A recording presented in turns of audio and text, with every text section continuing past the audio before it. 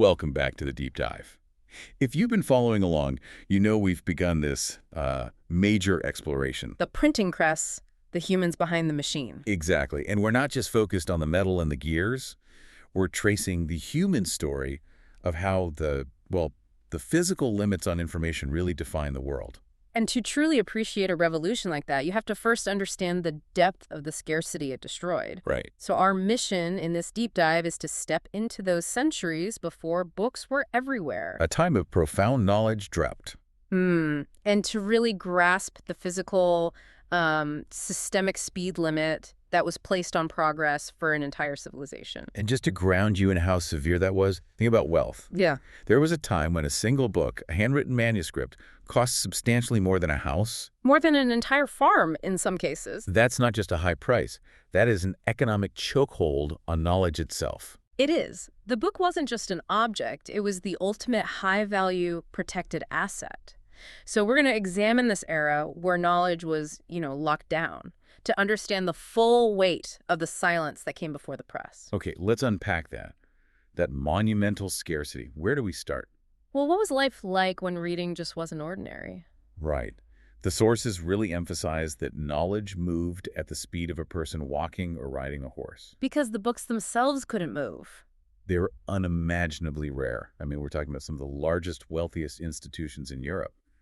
A library might have a few dozen volumes. If that. And that rarity, it dictated control. The cost alone meant ownership was tied directly to immense wealth or institutional power. So we're talking about high clergy, wealthy nobles, maybe some university scholars. That's the list. The historical record is quite clear on that.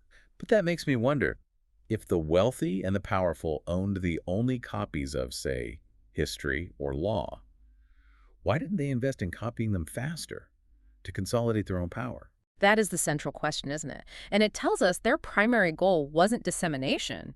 It was preservation. And reinforcement of the status quo. Exactly. When a book costs more than a house, that information is not a public utility.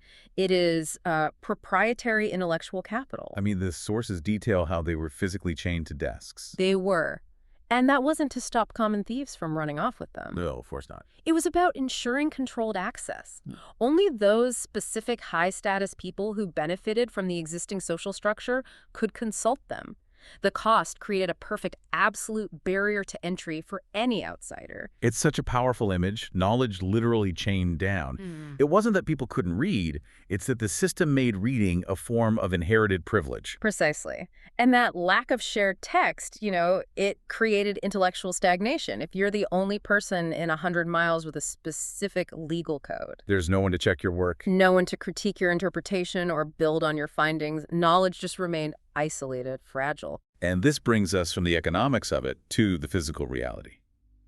The humans behind the machine that hadn't been invented yet. The scribe's bottleneck. This is where you have to look at the raw materials. We forget this. Every single book was written by hand, And not on paper. not on paper. They wrote on parchment or vellum, which is prepared animal skin. We just take paper for granted, but that sounds incredibly laborious and expensive. Staggeringly so. For a single Bible, just one, you might need the skins of 200, maybe 300 animals. 300. So think about the agriculture, the labor, the time, just to create the pages. So right away, that puts a huge cap on how many books you can even think about making. It does. Then you add the specialized inks. Many were made from complex minerals that had to be mixed so carefully. The materials themselves imposed scarcity. So you have these incredibly expensive pages, high-cost ink, and now you add the human labor, the scribe. Often monks in places called scriptoria, working for weeks, months in, terrible conditions. Poor, light, unheated rooms for months on a single text. And this created an environment of just perpetual high-stakes anxiety. Because the system had no tolerance for error. None.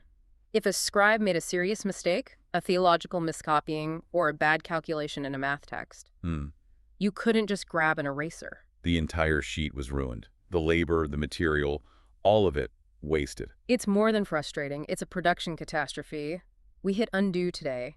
For them, a moment of fatigue could mean starting over on a massive folio. That must have been just mentally exhausting. It's also crucial to see the bigger problem here. The process wasn't just slow. It was fundamentally unreliable for intellectual growth. Because every book was a copy of a copy. Exactly. So scholars always had to worry. Did the last scribe misread a word? Did they skip a line? So you could never be sure the book you held was the same as the one your colleague held 1,000 miles away. You couldn't. That lack of standardization was the real speed limit. If you discover a critical correction in astronomy, how do you fix it everywhere? You can't. You have to physically travel to every copy and manually change the text.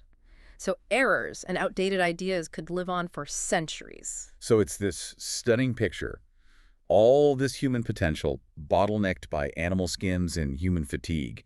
The idea of a rapid shared discourse like we have was literally impossible. And that leads us to the societal impact. Yeah. The silence of potential. If books were this rare, this expensive, and this unreliable, how did most people get their ideas? For the vast majority, access was oral. It came through spoken stories, sermons, traveling bards. Information was ephemeral. It's easy to lose. Yes.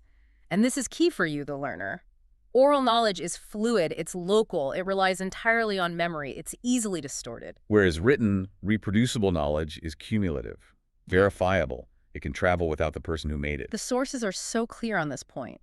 The limitations of the age were not because people lacked intelligence, it was an infrastructure failure. They lacked access, not ability. It wasn't that they couldn't grasp geometry, it's that the means to deliver those complex ideas to them just did not exist. And that distinction changes everything. You can't judge historical minds by modern information availability. The difference between a dark age and an age of enlightenment, it's often not about genius. It's about the density and speed of the information network. A powerful metaphor the sources use captures this perfectly. That the world was full of thought. Full of human potential, but it was trapped by the speed of human hands. Ideas existed, yes, but they had no way to travel far. Or to be checked, or built upon by enough people to matter. They were just local concepts. And when you synthesize all of this, you realize that the millions who couldn't read weren't silent because they had nothing to say. They were silent because the means to amplify their voice, it wasn't there. Access shapes knowledge more profoundly than intelligence itself. It shows that this enormous human potential was just waiting for a technology to unlock it. And that is where our story turns, because silence, well, it never lasts forever. In this quiet world, someone was already trying to break that speed limit. And this is where the real conflict begins, because the very system that made books rare and slow was also immensely profitable for those who controlled it. The institutional power brokers. Right. When someone finds a way to automate that high-cost process, they aren't just inventing a machine, they're threatening a massive economic and political monopoly. And that friction is what drives our story forward. We close knowing that while the innovator was working, the existing structure was fundamentally threatened. Not everyone believed he should succeed. So we'll leave you with this to think about. We've established that this progress began by challenging a deep inequality. The system that kept books rare was profitable for those in power.